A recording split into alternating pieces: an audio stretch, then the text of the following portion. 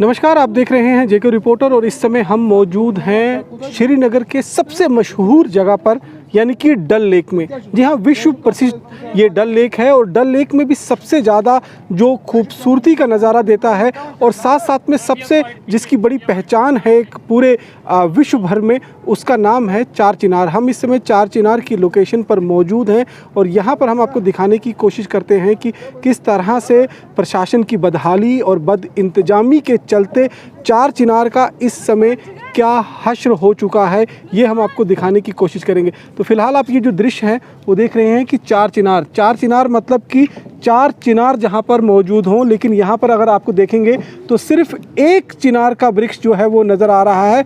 बाकी दो वृक्ष जो हैं वो पूरी तरह से टूट चुके हैं और गिर चुके हैं। उनका सिर्फ अब नाम भर ही जो है वो बाकी रह गया है। सिर्फ आपको एक वृक्ष जो है वो नज़र आएगा यहाँ पर चार चिनार का, यानी कि जो कश्मीर की धरोहर थी, जो कश्मीर की पहचान थी, वो भी यहाँ पर इस समय आप देखेंगे तो सरकार की बद इंतजामी और उनके रख रखाव के चलते अब उसका नाम तक यहाँ पर मिट चुका है। आप देखेंगे कि एक चिनार जो है वो इस जगह पर लगा हुआ करता था, लेकिन वो पूरी तरह से जमींदोज हो चुका है और उसकी जगह पर अब एक ये नया छोटा पौधा जो है लगाया गया है ताकि इसकी जो खूबसूरती है उसको बरकरार रखा जा सके। और सिर्फ नाम से अब एक चिनार यहाँ पर मौजूद है, बाकी दो चिनार जो हैं वो आधे आधे वृक्ष आपको यहाँ पर दिखाई देंगे।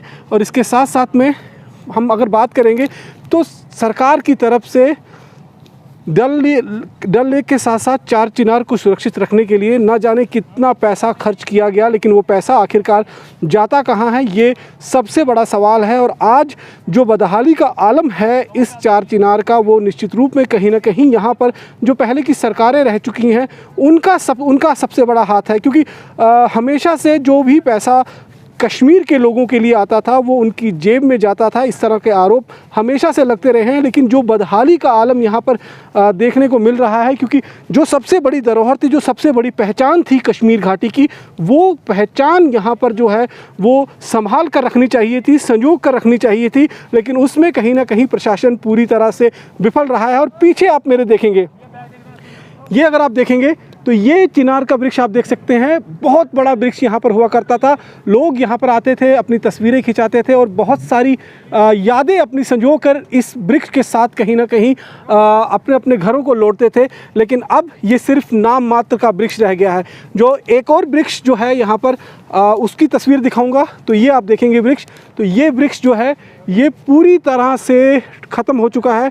इसको हम अगर ऊपर से आप देखने की कोशिश करेंगे तो ऊपर से लेकर और नीचे तक ये वृक्ष जो है वो पूरी तरह से ख़त्म हो चुका है। और ये कहीं ना कहीं बद इंतजामी का ही एक सबसे बड़ा मिसाल और सबसे बड़ा उदाहरण अगर आप कहेंगे तो यहाँ पर देखने को मिल रहा है। इसके साथ साथ में हर साल हम देखते हैं कि डल झील जो है उसकी साफ़ सफाई, उसकी रख रखाव के लिए करोड़ों रुपए का फंड जो है वो खर्च होता है, लेकिन जंगली लिली जिसने इस समय इस पूरे डल के एक बड़े हिस्से पर जो है अपना कब्जा कर रखा हुआ है, जिसकी वजह से इस डल की खूबसूरती पर निश्चित रूप में कहीं ना कहीं दाग लगता है, एक धब्बा।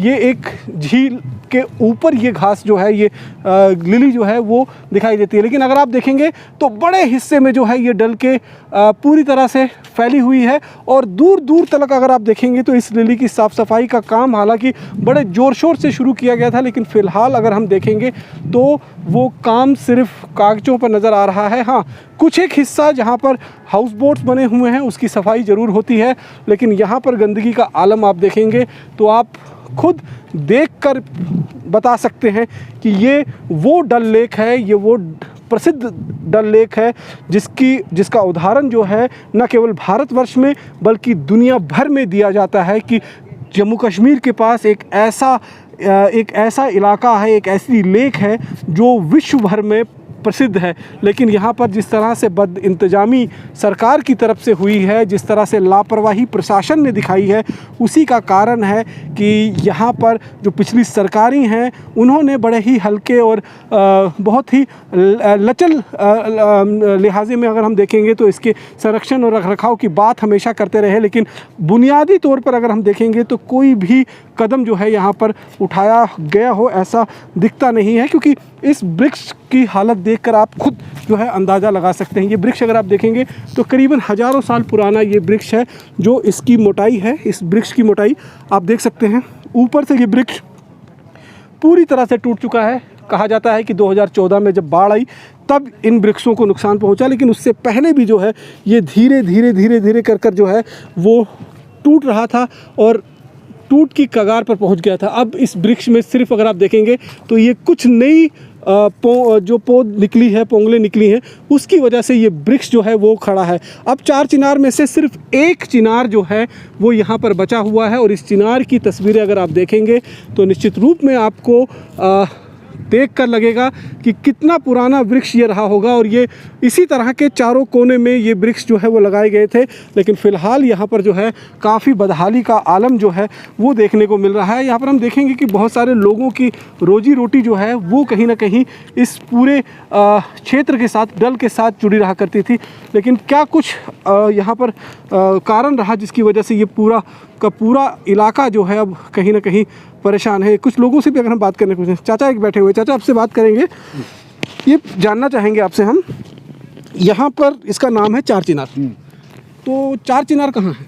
4 चिनार यही है, तो अब रह गया एक ही चिनार। एक ही, वो भी सूख गया, ये भी सूख गया। कैसे सूखा? कैसे सूखा? फ्लड जाया था पहले।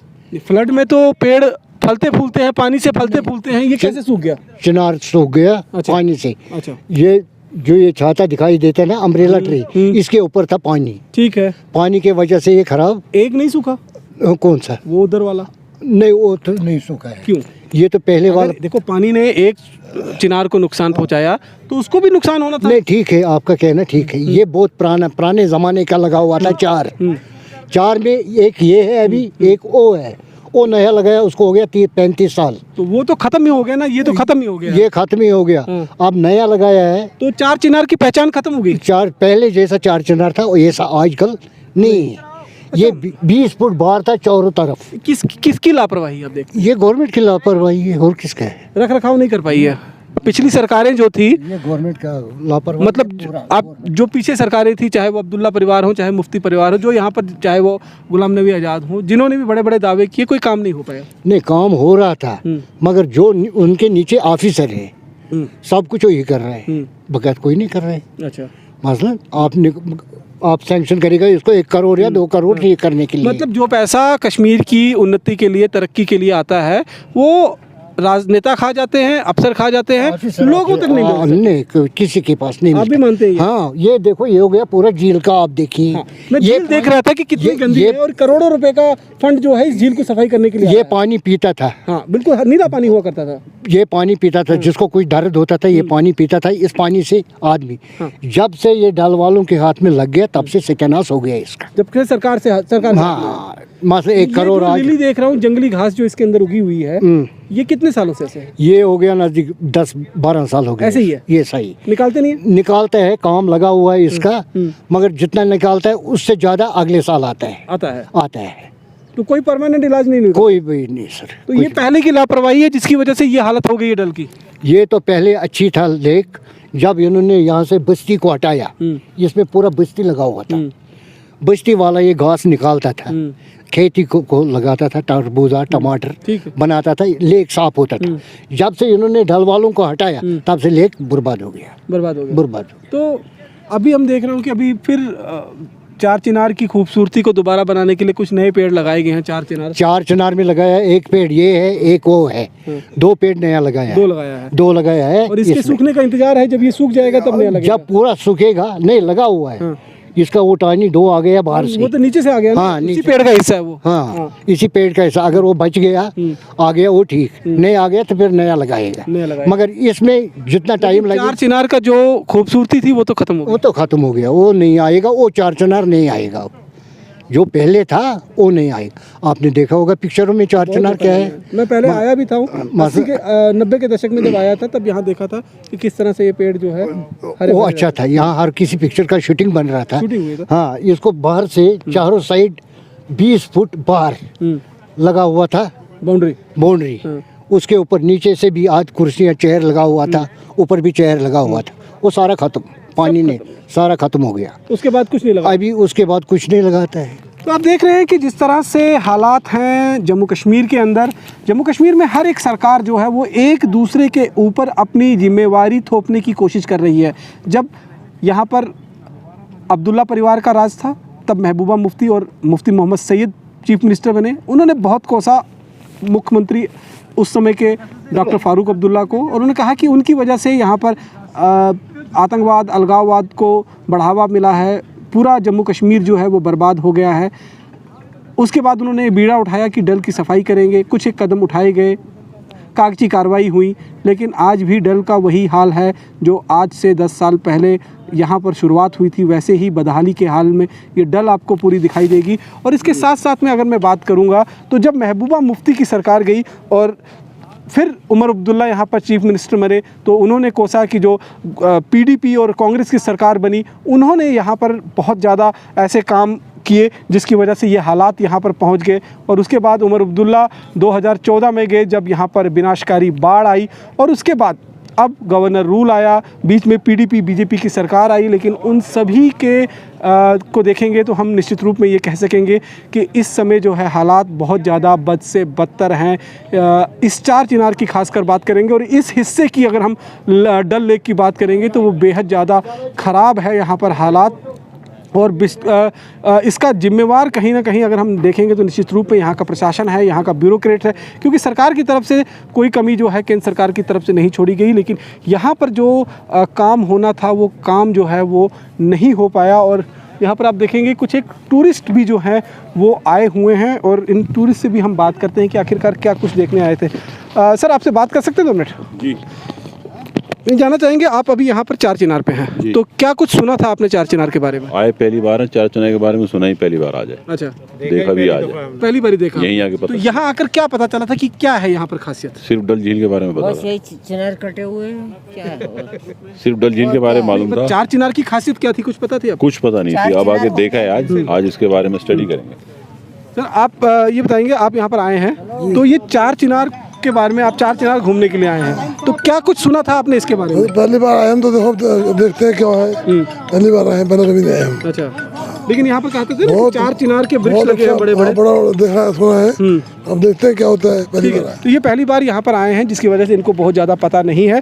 लेकिन फिलहाल अगर हम बात करेंगे यहाँ पर जो हालात जो बने हुए हैं वो काफ़ी ज़्यादा बद से बदतर हो गए हैं। क्योंकि अगर हम यहाँ बात करेंगे तो ये आप डल झील का जो है वो नज़ारा यहाँ से आप देख सकते हैं।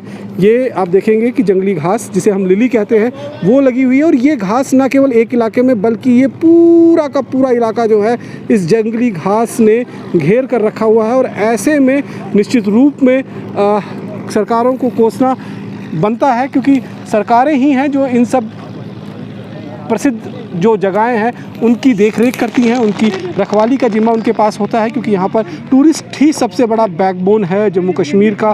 फाइनेंशियल एक्टिविटीज़ पे अगर हम बात करेंगे, यहाँ के लोग जो हैं टूरिज़्म से ही पैसा कमाते हैं। और अगर टूरिज़्म स्पॉट्स का ही यही हाल होने लगेगा तो निश्चित रूप में आने वाले समय में किस तरह की बदहाली यहाँ पर छा सकती है। हालांकि पिछले 1.5 साल से जब से धारा 370 ख़त्म हुआ है और उसके बाद जब यहाँ पर कोविड-19 का महामारी का लॉकडाउन जो है वो शुरुआत हुई, तो हम कह सकते हैं कि 15 दिन से, 15 महीनों से यहाँ पर पूरी तरह से जो टूरिस्ट है वो नदारत है। अब अगर आप देखेंगे तो यहाँ पर कुछ एक टूरिस्ट आपको मेरे पीछे दिखाई देंगे जो आए हैं यहाँ पर घूमने के लिए, श्रीनगर घूमने के लिए। इनमें से बहुत सारे लोग ऐसे हैं जो कॉरपोरेट कंपनी के साथ जुड़े हुए हैं, यहाँ किसी न किसी प्रोजेक्ट के साथ जुड़े हुए हैं, जो यहाँ पर आते हैं और यहाँ पर इस नज़ारे का भी आनंद उठाते हैं। तो फ़िलहाल अगर हम देखेंगे तो यहाँ पर काफ़ी समय से जो है इस समय हम ये देखेंगे कि काफ़ी समय से जो है बदहाली का आलम है। और सरकार की इस बद इंतजामी की वजह से इस समय डल जो है वो सिकुड़ती जा रही है और उसका जो एक अस्तित्व है वो मिटता हुआ दिखाई दे रहा है। इस समय